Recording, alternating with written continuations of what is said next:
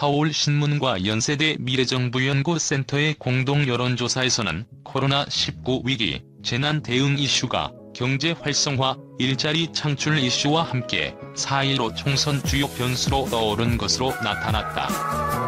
이는 코로나19로 인한 경제 침체를 다른 나라들보다 얼마나 효과적으로 대응하느냐에 따라 총선 판도가 달라질 수 있다는 뜻으로 풀이된다.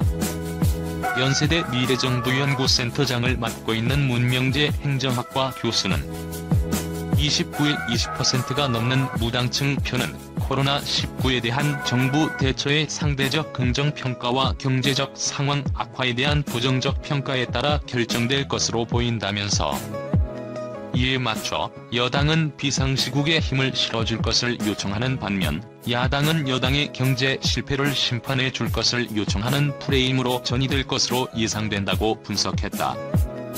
응답자들이 평가한 우리 정부의 코로나19 대응 점수는 64.3점으로 코로나19가 처음 발병된 중국은 물론 이탈리아, 일본보다 크게 앞섰다. 정부의 코로나19 정보 공개에 대해서도 74.4%가 투명하다고 평가했다. 확진자의 이동 경로, 수단 등 정보 공개에 따른 개인정보 보호 논란에는 공개해야 한다는 응답이 84.4%로 압도적으로 나왔다. 문 교수는 개인정보 보호보다 정보 공개가 국민 보건을 위한 공익적 가치에 부합한다는 인식이 더 강한 것으로 판단된다면서 코로나19가 초반에는 총선을 앞둔 여당의 악재로 보여졌으나 시간이 지나면서 질병관리본부를 중심으로 한 투명한 정보 제공과 이탈리아, 미국, 일본 등 선진국들의 대응보다 호평을 받으면서 악재 효과가 사라지고 대정부 신뢰를 높이는 결과를 보이고 있다고 평가했다. 지방자치단체 중에는 경기 67.1점, 서울 62.2점, 세종 57.9점, 대구, 경북 49.2점 순으로 나왔다.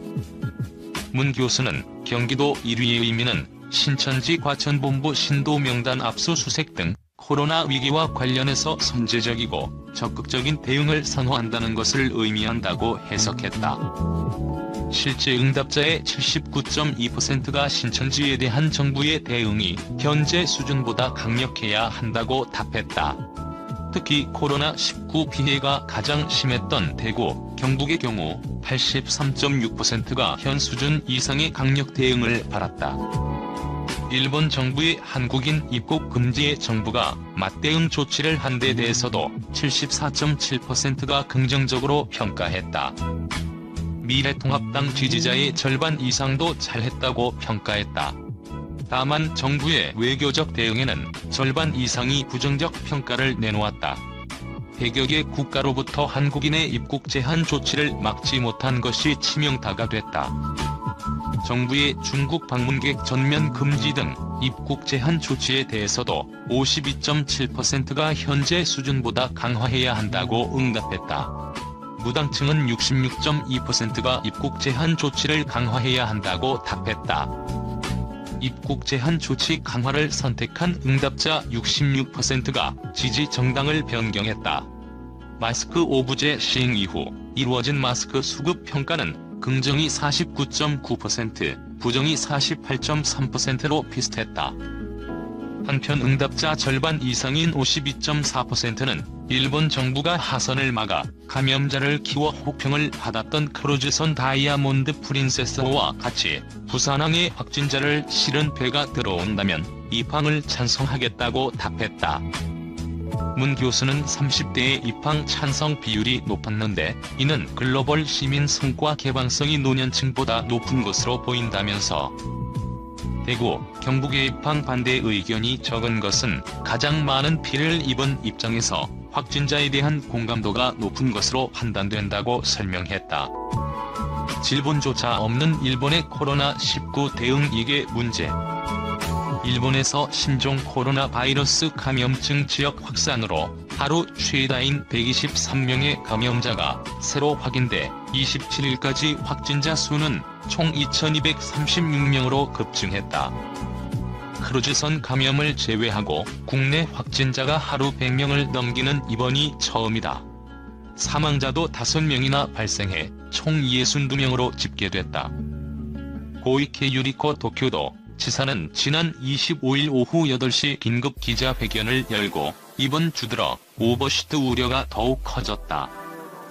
감염 폭발의 중대 국면이라고 경고하면서 평일에는 가능한 한 재택근무를 하고 야간 외출을 삼가라고 당부했다. 특히 풋놀이 등 봄 향락철을 맞아 집단 감염이 우려되는 이번 주말에 중요하지 않고 급하지 않은 외출을 자제할 것을 거듭 촉구했다.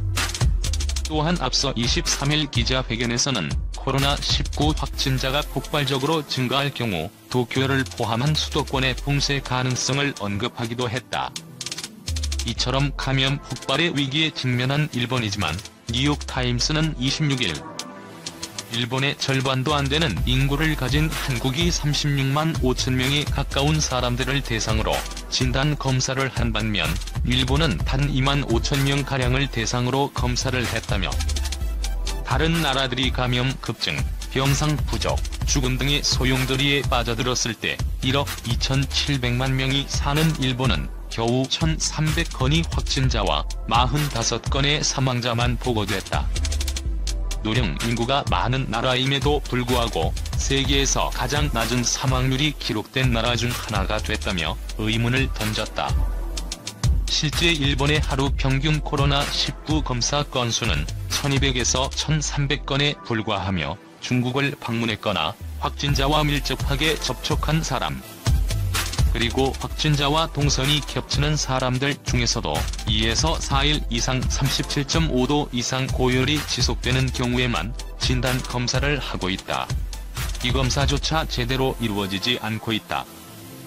일본 의사회는 19일 코로나19 감염 검사가 필요하다고 의사가 판단했음에도 보건소가 응하지 않아 검사가 시행되지 않은 사례가 26개 광역자치단체에서 290건 파악됐다고 발표하기도 했다. 사실 지난 2월 일본 정부는 하루에 3,800건의 검사가 가능하다고 설명했지만 실제 검사 건수는 하루 평균 900건으로 4분의 1에 불과했다. 이달 들어 감염검사 용량을 하루 7,500개로 늘려 하루 목표치 8,000개에 거의 도달했다. 하지만 선별적 검사만을 고집하는 소극적인 대응으로 일관하고 있다. 일부에서는 의료 현장의 붕괴를 우려하고 있지만 일본 정부는 전염병 지정 의료기관 등에 총 5,000개의 병상을 확보했으며 지역 간 조정을 통해 병상을 추가로 확보해 나갈 방침이다.